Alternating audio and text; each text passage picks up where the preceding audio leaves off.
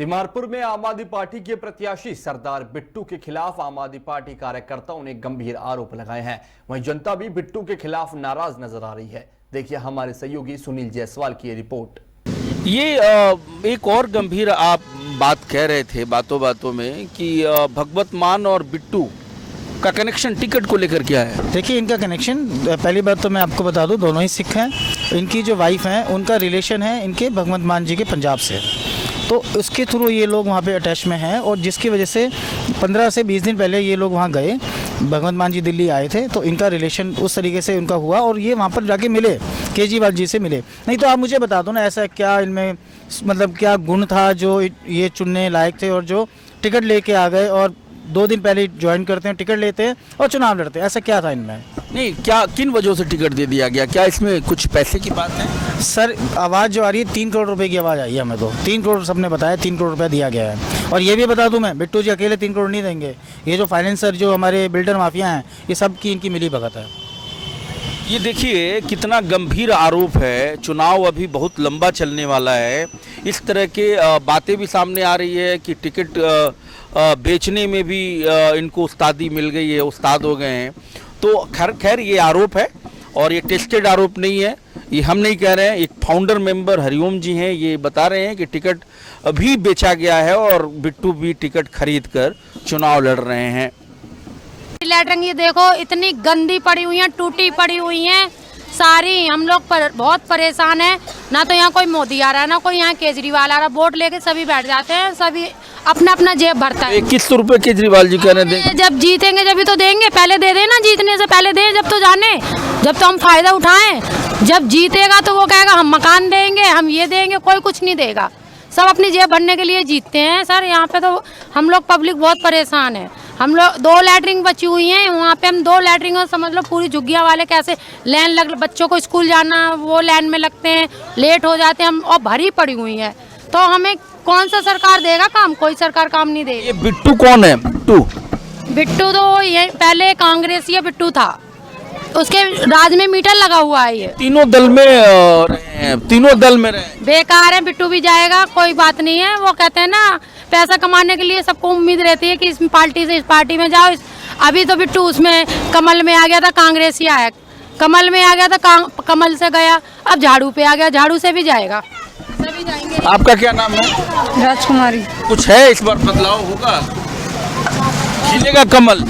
खिलेगा कमल, कमल जीत जाएगा, अच्छी बात है। इस बार कमल खिलेगा, तो इस बार कमल खिलना चाहिए, खिलना चाहिए। एक बार यहाँ कमल खिलना चाहिए।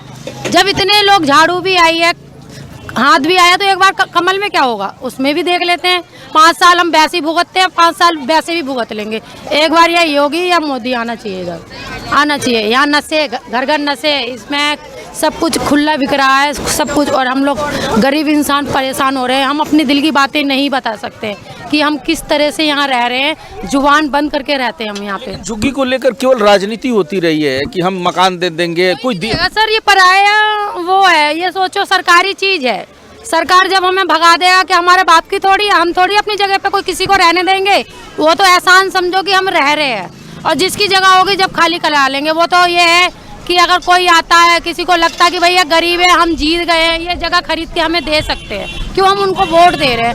क्या होता है कि 5 रुपयों का औरत को ही क्यों फ्री दे दिया? 100 घर में से 10 औरत जाती हैं काम पे।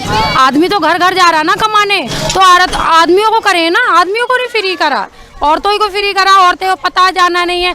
कभी तो 1 महीने का बिल नहीं आता है सर, कभी 4 महीनों का बिल एक खट्टा दे देते हैं यहाँ पे। ये क्या रहेगा इस बार चुनाव में? आप बताइए। आपका और क्या, मोदी आने चाहिए, कमल को आना चाहिए, खिलने चाहिए कमल। बिट्टू से नहीं आशा है कुछ कर पाएंगे। अब गांव में मोदी है तो उनने करा है ना सब कुछ, जीतने के बाद करा है ना उनने। इनने 10 साल जीते, इनने क्या कर दिया झुग्गी वालों के लिए? इस बार मन बना लिए बदलाव? हाँ, मैं तो पहले ही से देती, अगले मेरे अकेले से क्या होता, मैं तो देती हूँ।